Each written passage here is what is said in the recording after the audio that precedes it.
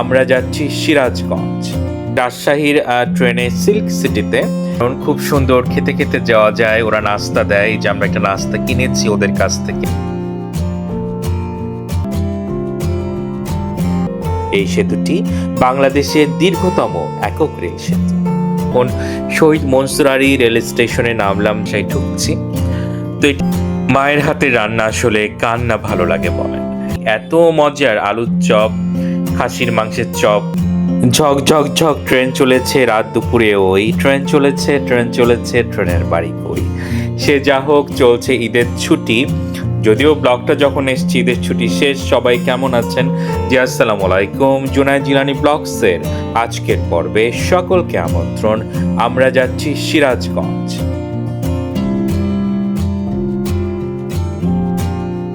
চলছে আসলে ঈদের ছুটি, দীর্ঘ ছুটি। এই সময় আসলে বাসায় বসে না থেকে তো আসলে ভাবলাম যে বাড়ি যাই। তো যাচ্ছি সিরাজগঞ্জ। তো সবাই সাধারণত বাসেই যায় এই কম দূরত্বে।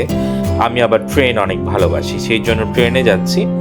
আর যাচ্ছি রাজশাহীর ট্রেনে সিল্ক সিটিতে, যেটা আসলে নামিয়ে দিবে শহীদ মনসুর আলী স্টেশনে।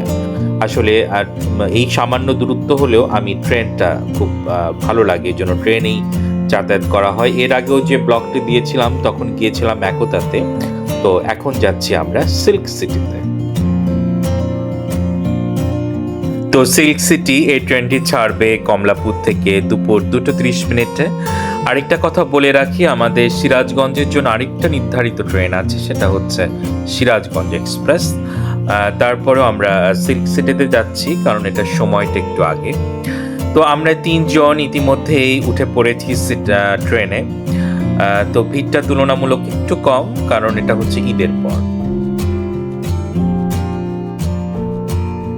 বাস থেকে ট্রেনে যাওয়ার আরেকটি কারণ, খুব সুন্দর খেতে খেতে যাওয়া যায়। ওরা নাস্তা দেয়, যে আমরা একটা নাস্তা কিনেছি ওদের কাছ থেকে। তো নাস্তাটার প্যাকেট হচ্ছে 190 করে।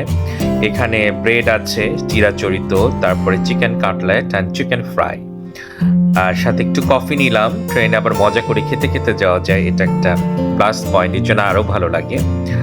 তো ট্রেনের খাবার কি আর বলবো, খারাপ বলবো না, মোটামুটি লেগেছে।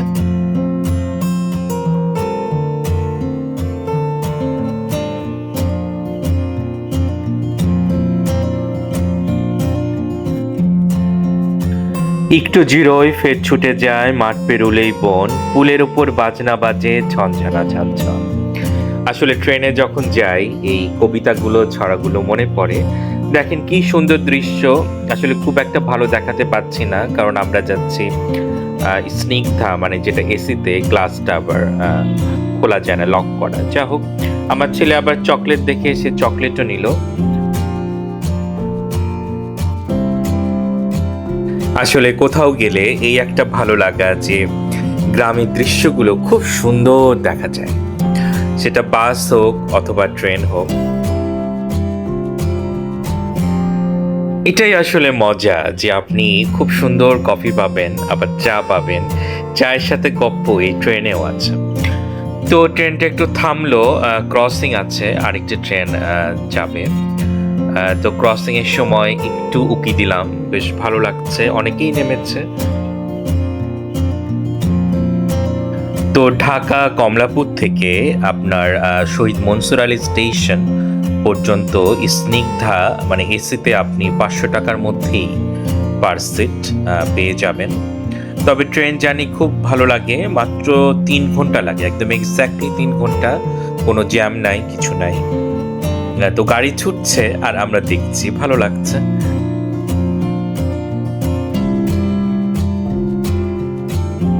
দেশ বিদেশ বেড়াই ঘুরে, নেই গো ঘোরার শেষ, ইচ্ছে হলেই বাজায় বাসি, দিন কেটে যায় বেশ।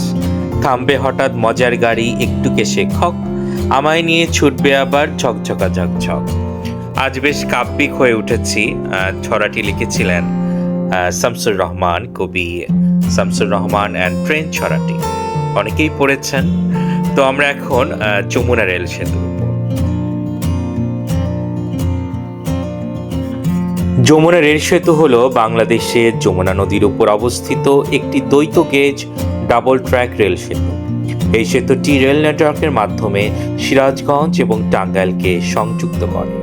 এই সেতুটি বাংলাদেশের দীর্ঘতম একক রেল সেতু।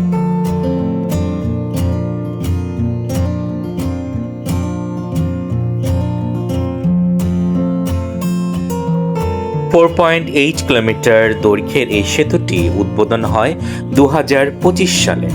অ্যান্ড আমরা এপারে চলে আসলাম, ওপারে টাঙ্গাইল, এপার সিরাজগঞ্জ। তো সেতু থেকে নেমেই দেখছেন একটা বনায়নের মতো, খুব ভালো লাগে এত গ্রিন, এত সবুজ দেখতে।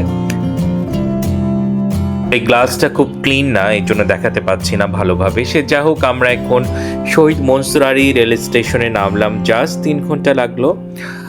তো এখান থেকে নেমে আমরা এখন শহরের মধ্যে যাব। শহরে যাওয়ার জন্য আপনারা এখানে পেয়ে যাবেন সিএনজি বা অটো। তো দেখতে পাচ্ছেন, তো গ্রাম, যখন বাড়ি আসি গ্রামের এই ঘ্রাণটা কেন যেন আমাদের খুব টান।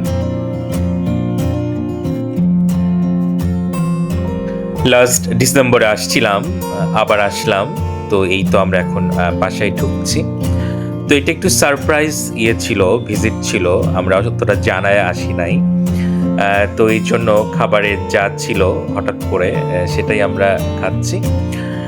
তো এখানে আমরা দেখি এসে মুরগির মাংস, মাসকলাইয়ের ডাল, তারপরে ফিশ ফ্রাই কিছু, তারপরে বিফ কারি, এগুলো ছিল। এগুলো দিয়েই আমরা একটু খেয়ে নিলাম, যদিও এখন প্রায় সন্ধ্যা হবে। মায়ের হাতের রান্না আসলে কার না ভালো লাগে বলেন। তো সন্ধ্যার পর আমাদের বাসার পাশেই এত মজার আলুর চপ, খাসির মাংসের চপ ওরা বানায়, সেই ছোটবেলা থেকে এত ভালো লাগে দেখতে, যা হোক খেতে অনেক মজা। তো আমরা ওগুলো নিয়ে এসে একটু হালকা চায়ের সাথে খেলাম, ভালো লাগলো। তো আজকের ব্লগ এ পর্যন্তই। সবাই ভালো থাকেন, আসসালামু আলাইকুম অ্যান্ড ধন্যবাদ।